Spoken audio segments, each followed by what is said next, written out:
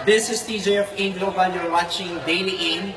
Nandito ako ngayon sa Davao. Kasama ko isa sa mga partner natin. So, brother, pakilala ka naman. Pangalan mo, background mo, and bakit ka sumali sa AIM Global? So, hello guys. My name is Jefferson Numwad, taga Davao po ako, and yung background ko dati is nursing graduate ako. So, hindi ako nagtuloy bilang nurse kasi nung nakita ko ang ganitong negosyo, na-open yung mind ko na sa napakaliit ng potential income. So, bakit ko nga ba ginawang AIM Global? Una sa lahat, kami po kasi yung family na hindi po masyadong may kaya, hindi rin po masyadong mahirap, pero yung tipong kinakakos ko minsan-minsan. So, sawang-sawa po ako dun sa time na yun kasi yung mama ko 20 years nag-abroad. So, alam niyo naman yung mga buhay na nag-a-abroad, matagal na pero walang naiipon. So, na-realize ko, nung before ako nag-graduate, paano ko ba matutulungan yung mama ko sa mabilis na paraan? So, nakita ko yung business, sabi ko, hindi ko na kailangan pag-training ng 3 years para lumipad ako ng abroad. Kasi in 3 years, pwede akong kumita sa ganitong business. And so far naman, kung ginagawa kong business, kumikita na rin ako ng pwedeng makatulong kasi dalawang kapatid ko, yung isa magka-college, yung isa aircraft engineer, napapaaral ko. Ikaw nagpapaaral? Yes. Grabe ka. Okay. So, ang mga achievement mo ngayon sa AIM Global, ilang years ka na ba? Nag-start ako 2014.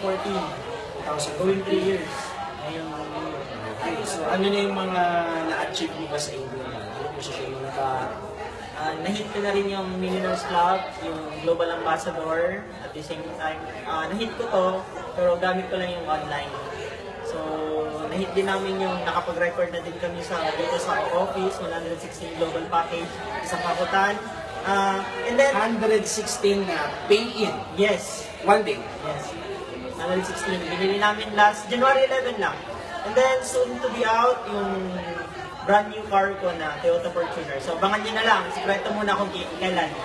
Sayang na ni Apply Marco yun. Okay, tanong, brother, anong sikreto mo? Anong advice mo sa mga members natin na sumali, hindi pa alam gagawin? Anong advice mo sa kanila? Advice ko lang sa mga sumalo. Actually, wala naman talagang sikreto. Kailangan lang talaga maging matiyaga. Huwag po kayo hanap ng magandang sistema. Kasi po, yung magandang sistema, makikita mo yan along the way pag ginagawa mong business. Kasi karamihan kasi, kaya napapalya sila sa paggawa ng negosyo. Kasi hanap sila dito, hanap sila doon. Guys, hanap po kayo sa loob nyo. Kasi pag ginawa nyo na may puso ang negosyo, makikita nyo yung style, paano nyo mapapa-oo yung tao.